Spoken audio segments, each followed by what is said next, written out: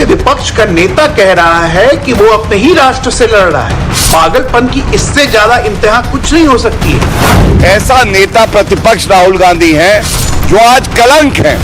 BJP और मोदी का विरोध करते करते वो देश विरोध में उतर आए। उसको बोलो जाके अपनी मेंटल स्टेबिलिटी जरा जाके चेक करें।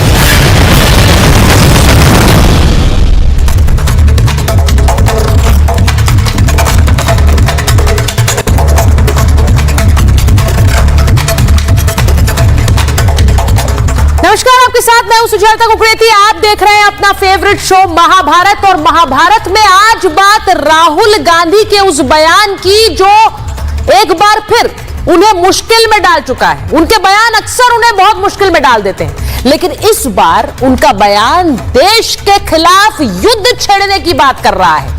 कांग्रेस पार्टी के नए मुख्यालय के उद्घाटन के मौके पर राहुल गांधी ने कैसी बात कह दी कि सब दंग रह गए। एक आम भारतीय के गले से यह बात नहीं उतर रही है कि देश के लीडर ऑफ ऑपोजिशन, नेता प्रतिपक्ष कैसे इंडियन स्टेट के खिलाफ जंग छेड़ने की बात कर रहे हैं। राहुल गांधी कह रहे हैं कि वो सिर्फ बीजेपी और आरएसएस के खिलाफ नहीं, वो इंडियन स्टेट से लड़ाई लड़ रहे हैं। इंडियन स्टेट से लड़ाई का मतलब क्या है? राहुल गांधी जी क्या ये बता पाएंगे कि इंडियन स्टेट से लड़ाई का मतलब क्या है? इंडियन स्टेट के खिलाफ लड़ाई लड़ने की बात या तो नक्सली करते हैं या आतंकवादी करते हैं। आप उन दोनों में से किस श्रेणी में है कि आप इंडियन स्टेट के खिलाफ लड़ाई लड़ रहे हैं? ये जो आप देख रहे हैं तस्वीर, क्या है इंडियन स्टेट? इंडियन स्टेट यानी भारत सरकार ही नहीं है, वो न्यायपालिका भी है, वो सेना भी है, वो देश की पुलिस भी है, वो संवैधानिक संस्थाएं हैं, ईसीआई, सीवीसी, सब इंडियन स्टेट है। आप क्या इन सब के खिलाफ जंग लड़ रहे हैं? आज महाभारत में यही सवाल पूछ रही है। नरेंद्र मोदी, आरएसएस, मोहन भागवत के खिलाफ आप लड़ाई लड़िए, लेकिन उनके खिलाफ बयान देते देते आप इंडियन स्टेट के खिलाफ लड़ाई लड़ने लग गए। नेता प्रतिपक्ष हैं आप। आज सवाल महाभारत में मैं यही पूछ रही हूं कि हम इंडियन स्टेट से लड़ रहे हैं। ऐसा बयान राहुल गांधी ने अगर दे दिया तो क्या मैं कहूं कि राहुल गांधी अपने ही देश के दुश्मन बन गए हैं? राहुल गांधी अपने ही देश के खिलाफ जंग लड़ना चाहते हैं।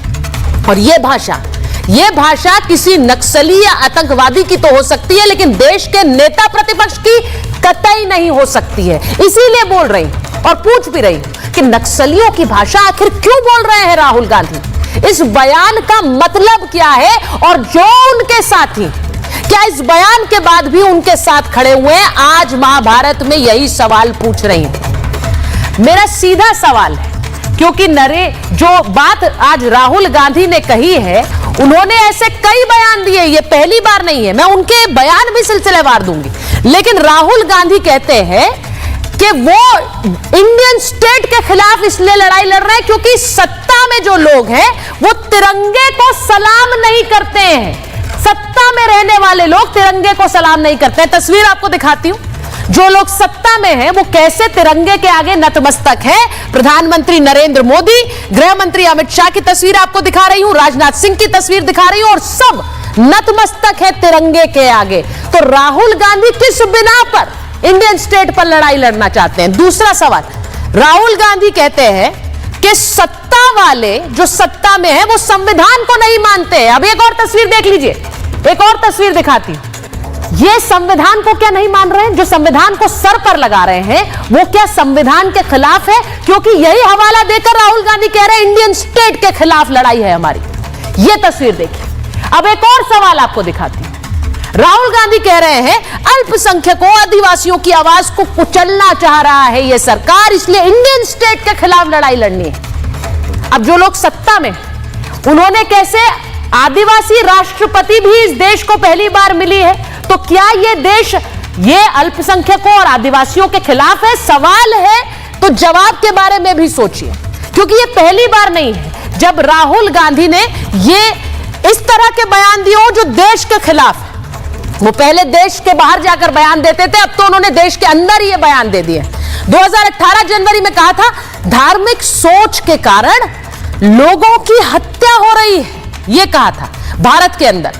फिर 2019 दिसंबर में कहा भारत को दुनिया का रेप कैपिटल बता दिया उन्होंने देश के बाहर जाकर। फिर बीजेपी भारत को कुचलना चाहती है। ये तो चलो बयान बीजेपी के खिलाफ उन्होंने दिया, देश के खिलाफ नहीं, लेकिन ऐसे बयानों की भरमार है। क्योंकि इसके बाद का बयान दिखाइए, उन्होंने आरएसएस की तुलना मुस्लिम ब्रदरहुड से की थी।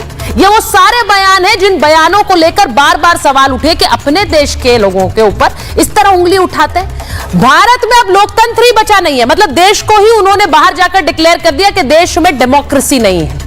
और 2 मार्च 2023 को उन्होंने कहा भारत में लोकतंत्र खतरे में है।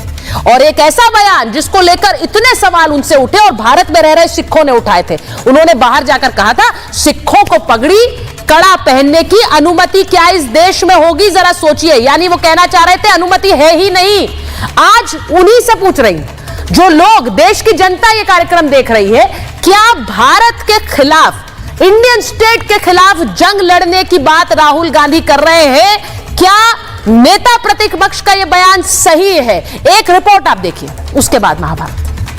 In a political organization called the RSS, you have not understood what is going on. The BJP and the RSS have captured every single institution of our country. We are now fighting the BJP, the RSS and the Indian state itself. आज से पहले राहुल गांधी विदेशी सरजमी से देश के खिलाफ जहर उगलते थे, लेकिन अब राहुल ने देश में ही भारतीयों के साथ खुले जंग का ऐलान कर दिया है।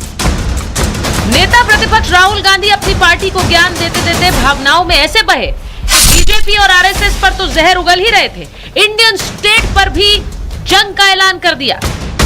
That we are fighting a political organization called the RSS. You have not understood what is going on. The BJP and the RSS have captured every single institution of our country. We are now fighting the BJP, the RSS and the Indian state itself. मोहब्बत की दुकान चलाने का दावा करने वाले राहुल गांधी अपने देश के खिलाफ ही एजेंडा चलाने का डंका पीट रहे हैं। सीधा सीधा और साफ साफ देश के खिलाफ जंग की बात कर रहे हैं। इस बयान के बाद राहुल गांधी पर कई सवाल खड़े हो गए। राहुल ने देश के खिलाफ युद्ध का ऐलान कर दिया है क्या? राहुल अर्बन नक्सलियों जैसी भाषा क्यों बोल रहे हैं? संघ बीजेपी बहाने राहुल देश का विरोध क्यों कर रहे हैं? राहुल अपने ही देश के दुश्मन बन गए हैं क्या? राहुल के बयान के बाद राजनीतिक पारा भी हाई है। उसको बोलो जाके अपनी मेंटल स्टेबिलिटी जरा जाके चेक करे। उसको बोलो जाके अपनी मेंटल स्टेबिलिटी जरा जाके चेक करे। बिल्कुल दुरुस्त कहा उन्होंने।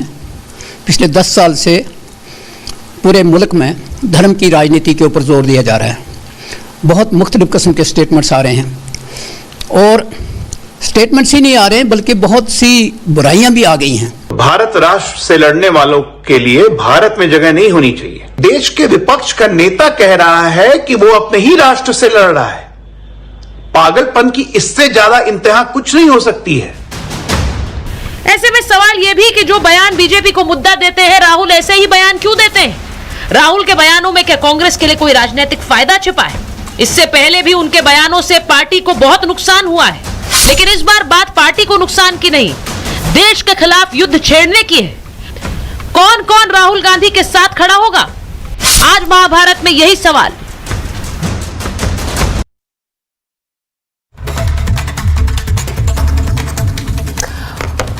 और मैं महाभारत की शुरुआत करूं उससे पहले एक बार मैं जरा आपको बता देना चाहती हूं कि कौन कौन से बयान आए हैं राहुल गांधी के इस बयान के खिलाफ। जरा एक बार जरा चला दीजिए, क्योंकि बीजेपी के राष्ट्रीय अध्यक्ष जेपी नड्डा से लेकर केंद्रीय मंत्री, वित्त मंत्री निर्मला सीतारमण का भी बयान आया है और वो खुलकर राहुल गांधी पर सवाल उठा रहे हैं।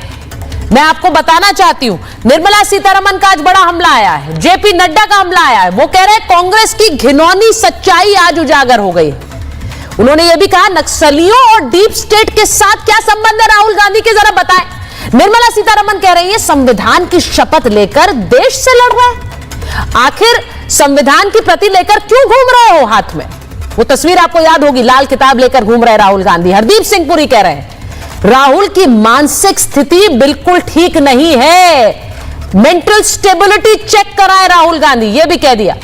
वहीं राहुल के बयान बहुत चिंताजनक है, गौरव भाटिया कह रहे हैं। वो कह रहे हैं कि राहुल ऐसे नेता प्रतिपक्ष हैं जो कि कलंक हैं। अब इस तरह के बयान आए हैं। विनोद बंसल कह रहे हैं ओछी बयानबाजी इनका काम है। मैं एक बार जरा अपने मेहमानों पर जाना चाहती हूं। मेरे साथ जो मेहमान आ रहे हैं, मेरे बीजेपी के राष्ट्रीय प्रवक्ता प्रेम शुक्ला जी हमारे साथ जुड़ गए, अनंत विजय वरिष्ठ पत्रकार हमारे साथ जुड़ गए हैं, हमारे साथ जुड़ रहे हैं सुनील सिंह साजन जी राष्ट्रीय प्रवक्ता हैं समाजवादी पार्टी के, विवेक श्रीवास्तव जी राजनीतिक विश्लेषक हैं, लेफ्ट का समर्थन करते हैं, वरुण पुरोहित जी कांग्रेस के नेता हैं। मैं हैरान इस बात पर नहीं हूं कि राहुल गांधी ने यह बात कही कि we are fighting against the Indian state. मैं हैरान इस बात पर हूं प्रेम शुक्ला जी कि ये लीडर ऑफ ऑपोजिशन है, नेता प्रतिपक्ष हैं, और देश के नेता प्रतिपक्ष अगर इंडियन स्टेट के खिलाफ लड़ाई लड़ने की बात कर रहे हैं तो उनका मायने क्या है प्रेम शुक्ला जी? पहले तो इस पर जरा प्रकाश डालिए। जी देखिए, जब हम संप्रभु भारत की बात करते हैं, जब भारत राष्ट्र राज्य की बात करते हैं, तो भारत के राष्ट्र राज्य में संसद आएगी, भारत के राष्ट्र राज्य में न्यायपालिका आएगी, भारत के राष्ट्र राज्य में कार्यपालिका आएगी। अब उस जो संसदीय जो हमारी व्यवस्था है, उस संसदीय व्यवस्था में सत्ताधारी बेंच के साथ साथ विपक्ष की बेंच भी उसी जो है व्यवस्था का अंग है। तो क्या विपक्ष के नेता महोदय जो हैं संसद के खिलाफ लड़ते लड़ते अपने खिलाफ भी लड़ रहे हैं? यह भाषा, जैसे आपने भी कहा, यह भाषा आईसिस की भाषा हो सकती है, यह भाषा अलकायदा की भाषा हो सकती है, हिजबुल मुजाहिदीन की भाषा हो सकती है, किसी नक्सली संगठन की भाषा हो सकती है, लेकिन संसदीय लोकतंत्र में पार्टिसिपेट करने वाले, हिस्सेदारी करने वाले किसी भी राजनीतिक दल की यह भाषा नहीं हो सकती है। वो भारतीय जनता पार्टी के विरुद्ध लड़ सकते हैं, अन्य राजनीतिक दलों के विचार दर्शन के विरुद्ध लड़ सकते हैं, लेकिन भारतीय राष्ट्र राज्य के विरुद्ध कैसे लड़ सकते हैं? क्योंकि भारत के राष्ट्र राज्य की आप संवैधानिक व्याख्या भी देखेंगी तो संवैधानिक व्याख्या में संप्रभु भारत की संसद, संप्रभु भारत की न्यायपालिका, संप्रभु भारत की कार्यपालिका, ये सब उस राष्ट्र राज्य के अंग हैं। और आप जब कहते हैं कि इस देश में अधिनायकवाद, कृपा करके मुझे बताइए, क्या इस देश का सुप्रीम कोर्ट अधिनायकवाद का शिकार है? क्या इस देश की कार्यपालिका अधिनायकवाद से संचालित है? क्या इस देश की संसद अधिनायक, और अगर अधिनायकवाद से होती तो इस संसद में विपक्ष के लिए स्थान कहां था? आप विपक्ष के नेता होने के कारण आपको जो मन में आता है वो बातें करते हैं। किसी अधिनायकवादी व्यवस्था में संभव है क्या? तो आप एक जो है सजग लोकतांत्रिक परंपरा को कलंकित करने का कुत्सित कुकर्म बारंबार क्यों कर रहे हैं? इसके पीछे आपका हेतु क्या है? या तो आपकी विक्षिप्तावस्था से आप उन्माद की तरफ बढ़ रहे हैं कि आप विक्षिप्त थे लंबे समय से, और बारंबार हार के जो है हताशा ने आपको भारत के राष्ट्र राज्य के खिलाफ, भारत के संवैधानिक लोकतंत्र के खिलाफ, संप्रभु भारत की व्यवस्था के खिलाफ आप क्या हथियार उठाने वाले? आप क्या आतंकवादी संगठनों के साथ मिलकर कोई जो है आतंकी घटना को अंजाम देने वाले हैं? आप नक्सलवादियों के साथ मिलने वाले हैं? क्या आप क्या चेतावनी दे रहे हैं? आप कांग्रेस के कार्यालय के उद्घाटन के प्रसंग पर खड़े हैं, और उस प्रसंग में कांग्रेस कार्यालय किसी भी जो है सजग लोकतंत्र में ही विपक्ष का इतना जो है, पता नहीं प्रेम शुक्ला जी कि वो इस बयान को डिफेंड भी कैसे करेंगे, मैं ये नहीं जानती हूँ। इस तरह की अट्टालिका नहीं खड़ी होती है। राहुल गांधी और उनकी पार्टी उनके बयान को कैसे डिफेंड करेगी, क्योंकि इस तरह का कोई बयान आ नहीं रहा अभी तक। उनकी पार्टी के नेता इस पर बोल नहीं रहे। मैं सिर्फ ये समझना चाह रही हूं क्योंकि जो उनके समर्थन में, अब सीपीआई ने तो सबसे बड़े समर्थन जारी कर दिया विवेक श्रीवास्तव जी। मैं तो हैरान हूं कि इंडियन स्टेट के खिलाफ एक लड़ाई लड़ने की बात कैसे कर रहे हैं राहुल गांधी। क्या मतलब दिखा रहे हैं वो? आपको क्या समझ आता है इससे? नहीं, तो हम टोटली एंडोर्स कर रहे हैं जो श्री राहुल गांधी जी ने कहा है, बिल्कुल सही कहा है। उसको तोड़ मरोड़ के प्रस्तुत ना किया जाए। मैं तोड़ मरोड़ नहीं रही हूं सर, मैं तोड़ मरोड़ नहीं रही हूं, मैं पूरा बयान स्क्रीन पर भी दिखा रही हूं, और उसको आप पूरा सुनाकर उसके बाद ये डिबेट कर रही हूं। अब आप बताइए कैसे एंडोर्स कर रहे हैं? सुनिए, उन्होंने ये कहा है कि सरकारी तंत्र के अंदर हर जगह पे संघ के लोग घुस चुके हैं, हर संगठन के अंदर, और इसलिए ये लड़ाई अब फेयर एक तरीके से नहीं हुई है, और बीजेपी से लड़ाई कहीं ना कहीं इन संस्थाओं में बैठे हुए उन लोगों से भी लड़ाई लड़ी जा रही है अब, चाहे वो कहीं बैठे हो। और ये हो रहा है, संघ के लोगों को वाइस चांसलर बना दिया जाता है, आउट ऑफ टर्न प्रमोशन दी जाती है, थानों में बिठाया जाता है। हर प्रणाली जहां पे हो वहां पे संघ के आदमी को एकोमोडेट किया जा रहा है, चाहे वो जेएनयू हो, विवेक जी 10 साल अगर बीजेपी की एनडीए की सरकार रही, सुनिए विवेक जी मेरी बात सुन लीजिए आप एक बार। 10 साल एनडीए की बीजेपी की सरकार रही तो संघ के लोग हर संस्था में पहुंच गए।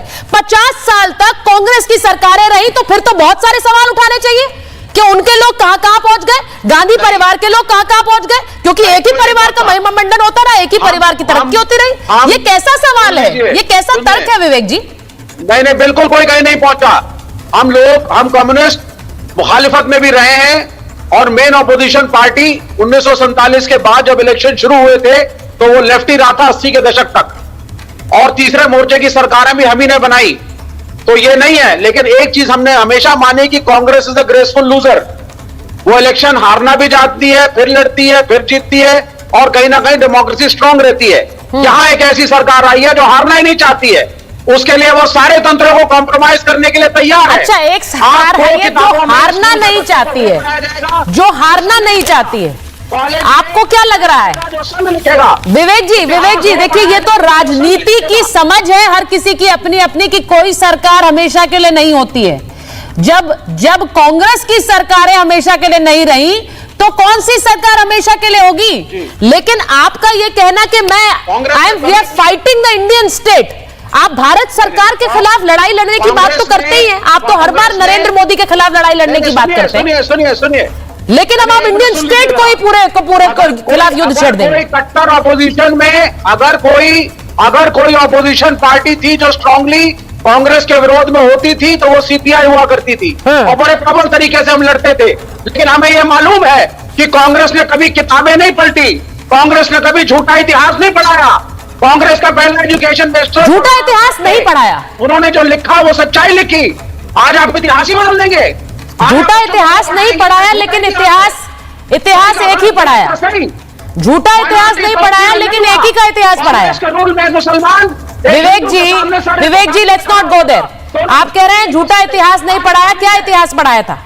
मैं तो कह रही हूं कि इस देश के बड़े बड़े जो लोक नायक रहे उनके इतिहास पर रोशनी डाली गई, सिर्फ एक परिवार के इतिहास को पूरी तरह से इतिहास की किताबों में डाल दिया गया। आप कह रहे हैं इतिहास नहीं छुपाया। मैं एक चीज उस पर नहीं जाना चाहती, that's a separate debate all together. उस परिवार में एक मिनट, मैं वरुण जी के पास जा रही हूं। एक मिनट वरुण जी, राहुल गांधी का बयान सही है जब वो कह रहे हैं we are fighting the Indian state?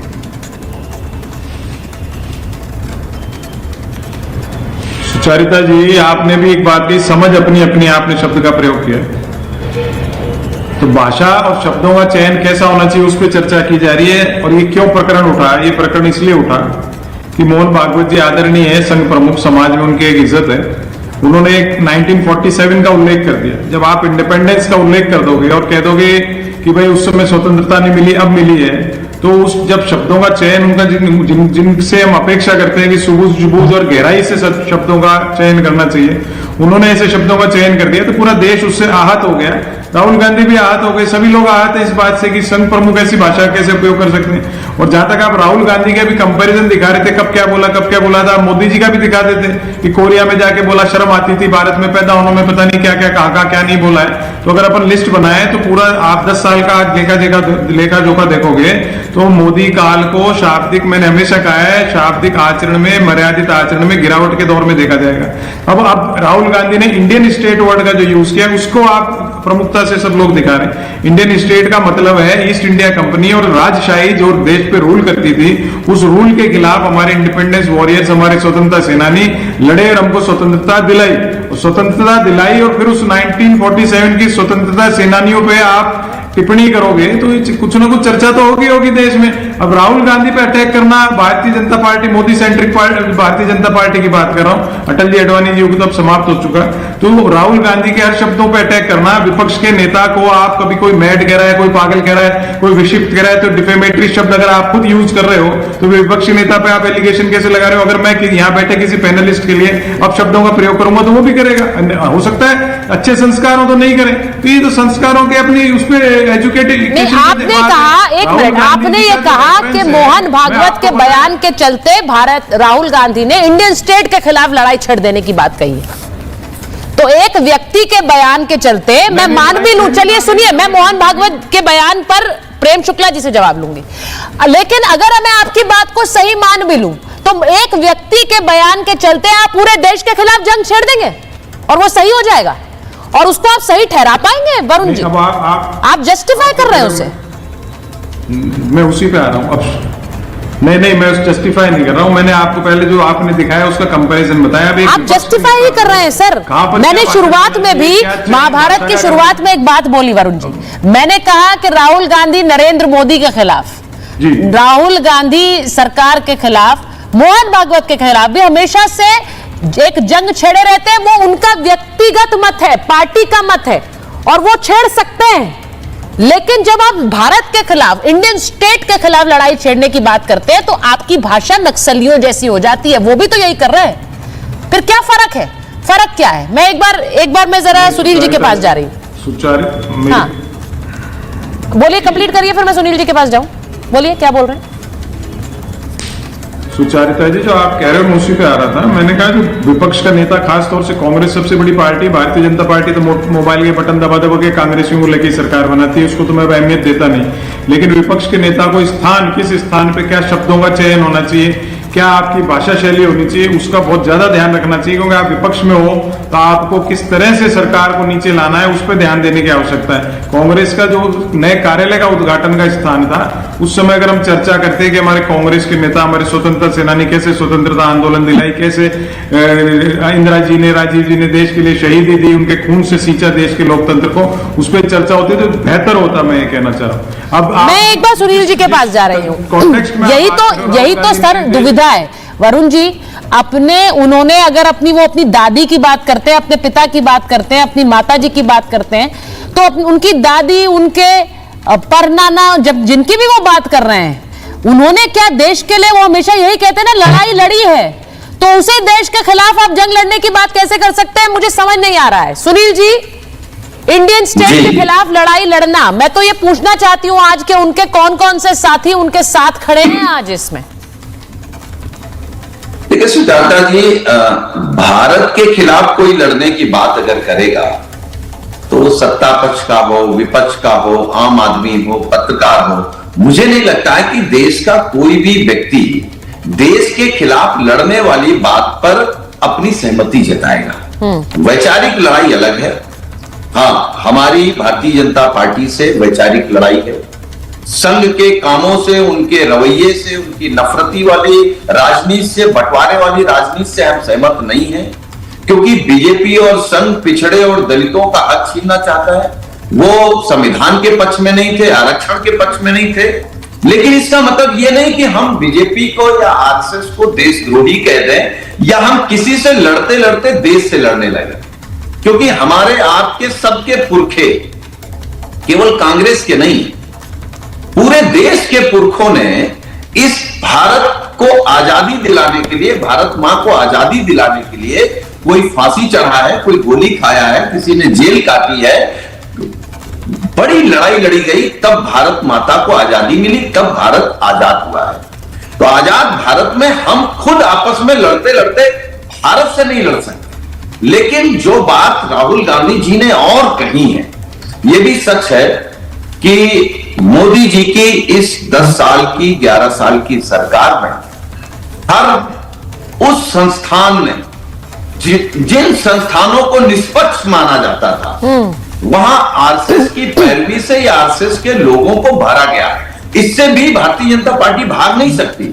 हम आप भाग नहीं सकते। मीडिया खबर दिखाए ना दिखाए, लेकिन उत्तर प्रदेश में देखिए ना, विश्वविद्यालय ले लीजिए। मतलब सुनील जी, आप ये कह रहे हैं कि देश की पुलिस में भी संघ के लोग भर गए, देश की न्यायपालिका में जजेस भी संघ वाले हो गए, जस्टिसेस, यानी कि सेना में भी सारे संघ के लोग भर गए, यानी ईसीआई, सीवीसी सब संघ के लोग हो गए, आप ये कह रहे हैं। और क्या ये बात गले उतरेगी किसी की? मैं आपको भी एक सुझाव दूंगा कि कृपया करके कम से कम सेना पर आप भी भरोसा रखें और सेना के इस तरीके के कोई सवाल ना खड़ा करें। सेना को भारतीय जनता पार्टी, कांग्रेस, इन नेताओं से, पार्टियों से, इनसे अलग है। सुनील जी, मैं तो सब पर भरोसा रख रही हूं। मेरा भी एक सुझाव है आपको सुनील जी, मैं आपको एक सुझाव दूंगी। सेना नहीं, मुझे लगता है कि अपने देश की जो संवैधानिक संस्थाएं हैं इन पर थोड़ा भरोसा करना सीखिए सुनील जी, क्योंकि उससे क्या होता है, जब एक भ्रम पाल लेते हैं हम या फिर एक शंका का बीज हम बो देते हैं, उसके बाद हमें हर किसी में दिक्कत ही नजर आती है। ना मैं अपने देश की ईवीएम्स पे भरोसा करूंगी, ना मैं इलेक्शंस पर भरोसा करूंगी। हाँ, जीत जाऊंगी तो भरोसा करूंगी, हार जाऊंगी तो सवाल उठाऊंगी। देखिए, मैं एक बड़ी कड़वी सच्चाई कहने जा रहा हूं। पॉलिटिकल पार्टियों ने तो भरोसा खोया ही है। इस देश में पिछले 10 सालों में अगर सबसे ज्यादा किसी ने भरोसा खोया तो मीडिया जगत ने। हाँ। मैं आम आदमी की बात कर रहा हूं, आपकी नहीं बात कर रहा हूं, पूरे मीडिया जगत की बात कर रहा हूं। हम लोगों ने बचपन में वो दौर भी देखा है कि अखबार में अगर कोई चीज छप गई है तो सुनील जी, पत्थर की लकीर, सुनील जी मैं सामान कुछ चलाते रहिए, लोग उस पर नहीं, सुनील जी तो सबको ये सबसे इजी टारगेट तो इस देश में मीडिया और पत्रकार हो गए हैं सर। सबसे इजी टारगेट, जो आता है बोलकर चला जाता है, जो आता है बोलकर चला जाता है, क्योंकि लगता है कि तर्क दे उससे बेहतर है मीडिया पर सवाल उठा दे, लॉजिक दे उससे बेटर है मीडिया पर सवाल उठा दे, बात ही खत्म हो जाएगी।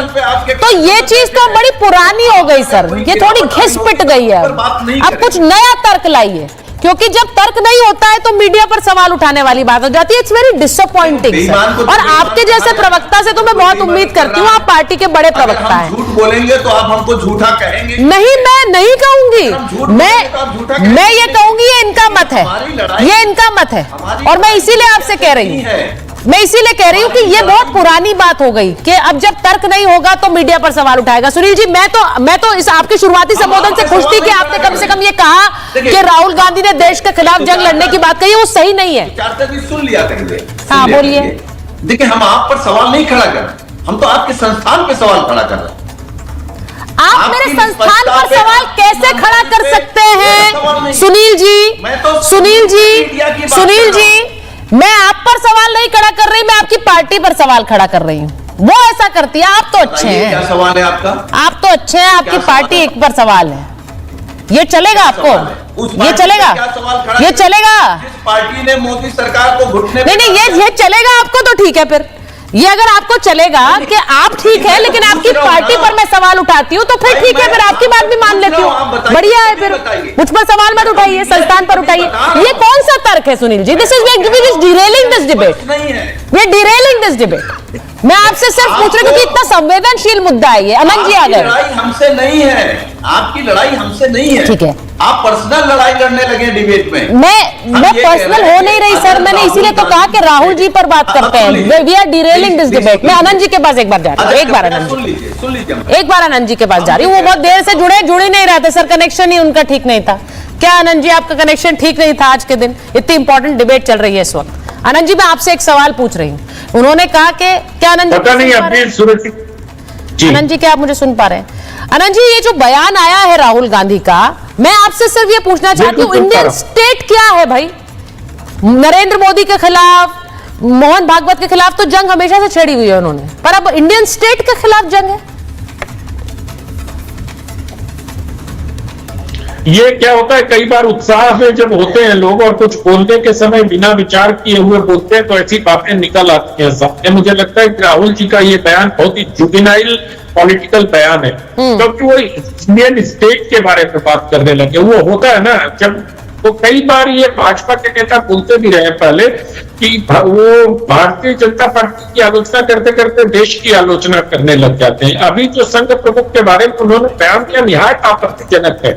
अब संघ प्रमुख ने क्या कहा बगैर सोचे समझे, 2023 में भी उन्होंने, दत्ता जी ने एक बयान दिया था, उसने उस समय भी कहा था कि सारे कब्जा कर लिया। अरे विवेक श्रीवास्तव जी बैठे हैं हमारे पीछे, जितना इस स्थानों पर कम्युनिस्टों ने कब्जा किया उतना तो किसी ने किया, कब्जा नहीं किया। अजय भवन से पर्ची कटा करती थी तो नियुक्तियां हुआ करती थी, ये सारे लोग भूल गए। खैर चलिए, उस बात को मैं भूल जाता हूं, अभी उस बात को करने का कोई अर्थ नहीं है। मैं सिर्फ इतना कहना चाहता हूं कि आज राहुल गांधी तो 2023 में उन्होंने बात कही थी दत्तात्रेय होसबाले जी के बयान के बाद, वही बात अभी फिर से दोहराई है। तब भी दत्ता जी ने एक बात कही कि वो राजनीतिक संस्था है और वो राजनीति करते हैं, हमें उसमें नहीं पड़ना, पर वो राहुल गांधी से एक अच्छे राजनीतिक के बयान के तौर पर उनसे एक्सपेक्ट कुछ और करते हैं। यही मैं कहना चाहता हूं। मोहन भागवत जी ने भी यही कहा कि राजनीतिक स्वतंत्रता देश को 15 अगस्त को मिली, लेकिन 22 जनवरी 2024 को इस देश को सांस्कृतिक स्वतंत्रता मिली और ये बात संघ लंबे समय से कहता रहा है। गलत है, संघ गलत, इसके बिल्कुल अच्छा गलत जो है। लोग आज गलत बात ही गलत है। मोहन भागवत ने anti constitutional, anti India statement दिया है। जो नकलात हो उसके अच्छा, वेरी इंटरेस्टिंग विवेक जी। विवेक जी, आपका बयान मुझे बहुत इंटरेस्टिंग लग रहा है। अनंत जी, एक बार थोड़ा सा और दुरुस्त कराती हूँ आपका What does he mean by विवेक जी कह रहे हैं कि राहुल इंडिपेंडेंस नहीं थी। मोहन भागवत ने बहुत एंटी इंडिया स्टेटमेंट दिया है, लेकिन जो इंडियन स्टेट के खिलाफ लड़ाई लड़ने की बात है वो एंटी इंडिया नहीं है, वो बहुत प्रो इंडिया है। विवेक जी की समझ भारत और मोहन भागवत और संघ को लेकर थोड़ी कमजोर है। कुछ नहीं है। मोहन भागवत होते कौन है बोलने वाले कि इस देश में कल्चरल इंडिपेंडेंस नहीं थी? Who is Mohan Bhagavat? 1947 से आज तक इस देश के अंदर कल्चरल इंडिपेंडेंस नहीं थी। हिंदू की पूजा नहीं कर रहा था, मुसलमान नमाज नहीं कर रहा था। Who is Mohan Bhagwat to say this? इस देश के आप कॉन्स्टिट्यूशन के ऊपर हमला करेंगे? मोहन भागवत के बयान पर प्रेम शुक्ला जी से जवाब लेती हूँ। प्रेम शुक्ला जी बोलिए। एक मिनट अनंत जी, 1 मिनट में जरा प्रेम शुक्ला जी से शांत हो जाए तो मैं बोलूं। हाँ, 1 मिनट। कम्युनिस्ट पार्टी को उसके सर्टिफिकेट की आवश्यकता नहीं है उनको। ठीक, प्रेम शुक्ला जी वो कह रहे हैं ये पूरा विवाद मोहन भागवत के बयान से शुरू हुआ, जिसमें उन्होंने कहा राम मंदिर में जब से पूजा हुई तब से आजादी थम जाए तो मैं उत्तर दूं। प्रेम जी हाँ, जरा शोर थम जाए तो मैं तो देखिए, पहली बात तो बोलिए। संस्थाओं पर कब्जा करने वाली बात का मैं उत्तर देता हूँ। संस्थाओं पर कब्जा करने की स्थिति ये थी कि जस्टिस कृष्णा अय्यर केरल में कम्युनिस्ट पार्टी के मंत्री हुआ करते थे, कालांतर में सुप्रीम कोर्ट के जज बनाए गए। वो बहरुल इस्लाम पहले गुवाहाटी हाई कोर्ट के जज बनाए गए, फिर कांग्रेस ने उनको राज्यसभा सदस्य अपने कांग्रेसी प्रत्याशी के रूप में भेजा, फिर बाद में उनको सुप्रीम कोर्ट ले आए। तो न्यायपालिका का राजनीतिकरण, ये दो ऐसे उदाहरण हैं, बहरुल इस्लाम के और जस्टिस कृष्णा अय्यर के। कम्युनिस्ट व्यक्ति को इसलिए सुप्रीम कोर्ट लाया गया ताकि जो है कम्युनिज्म को न्यायपालिका पर लादा जा सके। कांग्रेसी व्यक्ति को इसलिए सुप्रीम कोर्ट लाया गया ताकि कांग्रेस के इरादों को सुप्रीम कोर्ट पर लादा जा सके। और जो है उन्होंने पहले से कमिटेड जुडिशरी, इस देश में किसी ने कमिट करने का प्रयास किया तो कांग्रेस पार्टी थी और उसको सहयोग जो है कम्युनिस्ट पार्टी ने दिया। हाँ। दूसरी बात, पूजनी मोहन भागवत के बयान की जो बात है, तो पूजनी भागवत जी ने बहुत स्पष्टता से कहा है सांस्कृतिक स्वतंत्रता। जब आपके यहाँ प्रभु रामचंद्र जी जो इस देश के संवैधानिक पुस्तकों के संविधान के प्रथम पृष्ठ पर जब उनका चित्र बनता है, यानी भारत के मर्यादा पुरुषोत्तम हैं, जब उनके जन्म स्थान पर आक्रांता बाबर की सड़ी हुई वास्तु खड़ी होती है तो वह सांस्कृतिक औपनिवेशिक गुलामी का प्रतीक है। उस गुलामी के प्रतीक को 6 दिसंबर 1992 को इस देश के राम भक्तों ने तोड़कर फेंक दिया, ध्वस्त कर दिया और वहां भव्य दिव्य राम मंदिर का निर्माण सांस्कृतिक स्वतंत्रता की हुंकार का प्रतीक है। इसमें किसी को बुरा लगता हो लगता रहे, कोई विवेक श्रीवास्तव जैसा ऐरा गहरा नत्थु कह रहा, पूजनी भागवत जी के बारे में पूछ लो, मोहन राव भागवत तुम जैसे ऐरे गहरे नत्थु कह रहे से बहुत बड़े व्यक्ति हैं, लाखों स्वयंसेवक जिनके एक इशारे पर राष्ट्र के लिए जीवन समर्पित, वो मेरे मेहमान है, ऐसे व्यक्ति है वो मेरे मेहमान है, उनका एक अपना मत है। मैं आपसे बस दरख्वास्त कर रही हूँ सर। नहीं मुझे लगता है इसकी औकात कैसे हुई, इसकी औकात कैसे? अरे सर प्रेम जी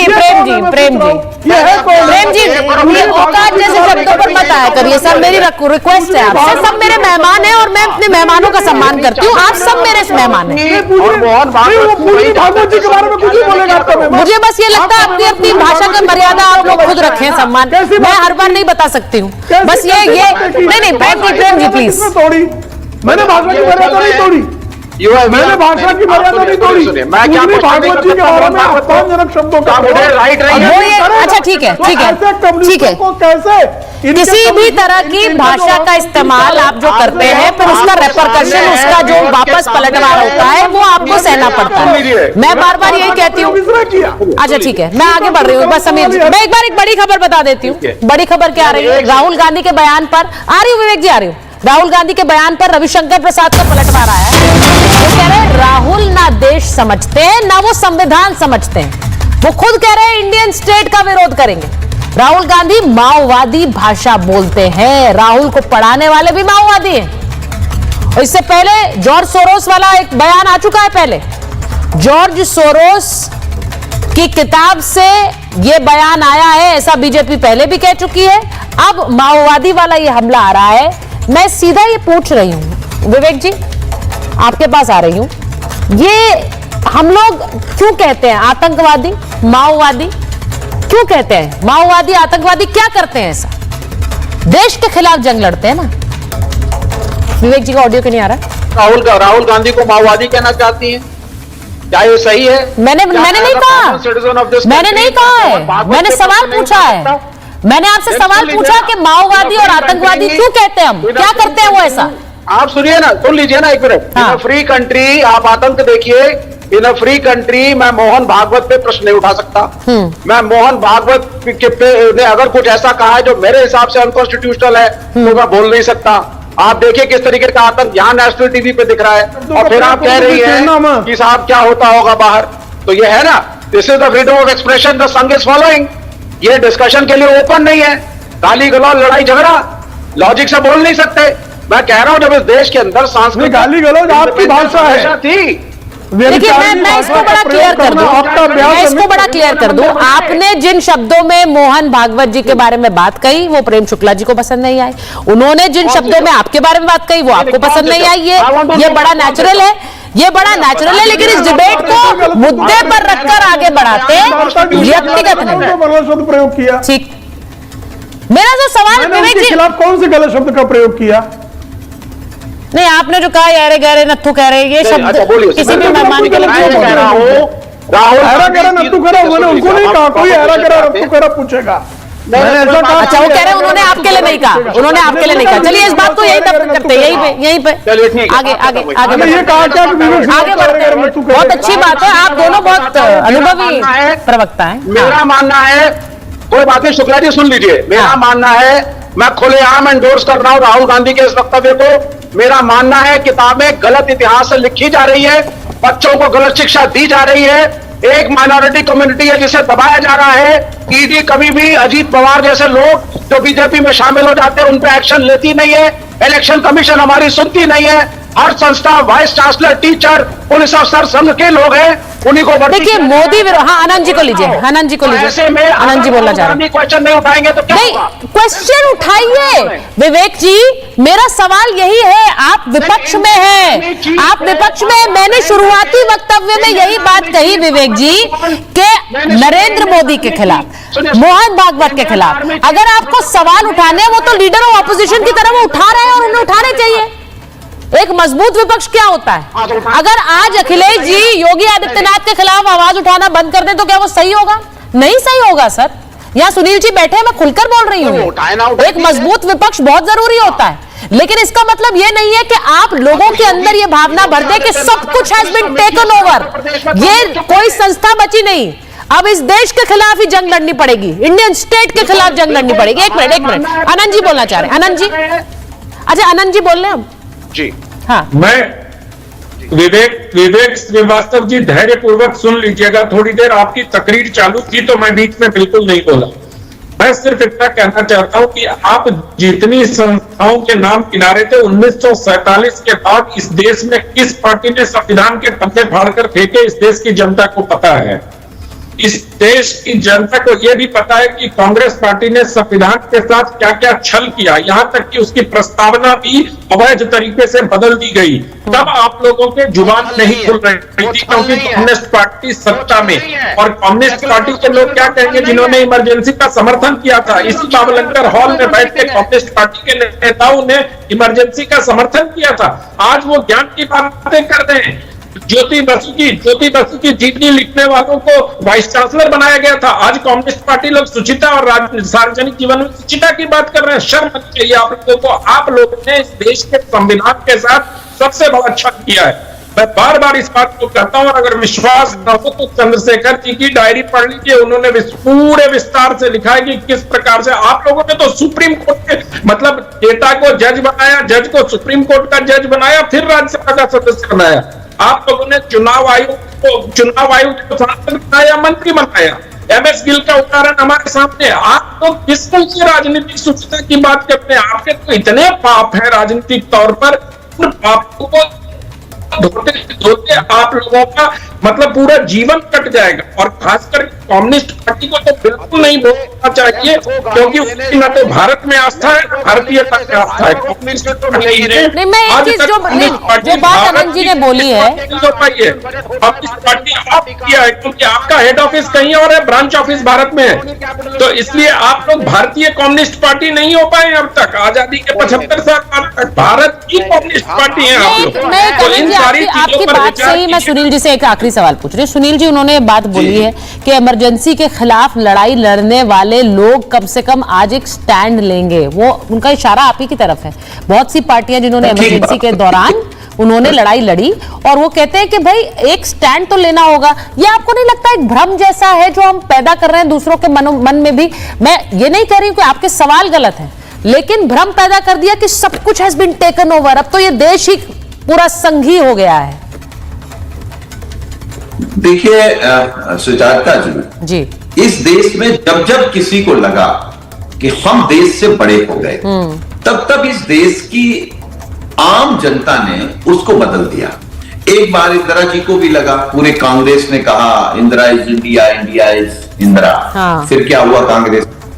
इसी तरीके से भारतीय जनता पार्टी भी मोदी जी को लेकर सोचती कि मोदी जी देश से बड़े हो गए। देखिए, मैंने पहली बार में भी ये नहीं कहा, मैंने ये कहा कि इस देश से कोई नहीं लड़ सकता, देश से कोई बड़ा नहीं हो सकता।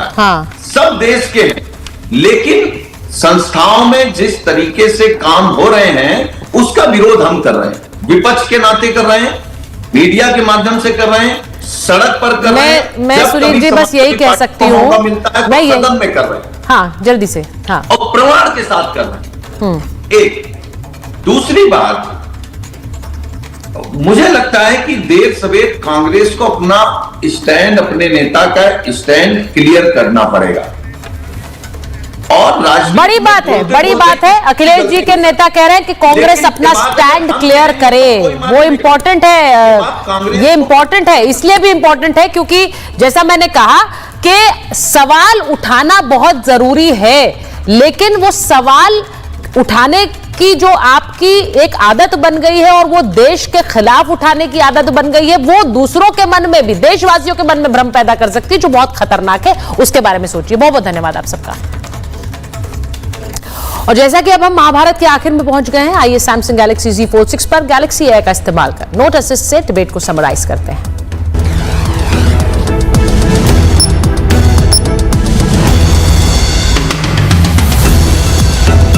देश में फिर एक बार नेता प्रतिपक्ष राहुल गांधी के बयान के बाद राजनीतिक पारा हाई हो गया है। दरअसल राहुल गांधी ने कहा कि उनकी लड़ाई सिर्फ बीजेपी और आरएसएस से नहीं बल्कि इंडियन स्टेट से भी है। राहुल के बयान पर बीजेपी पूरे तरीके से हमलावर दिखी। बीजेपी ने कहा कि राहुल की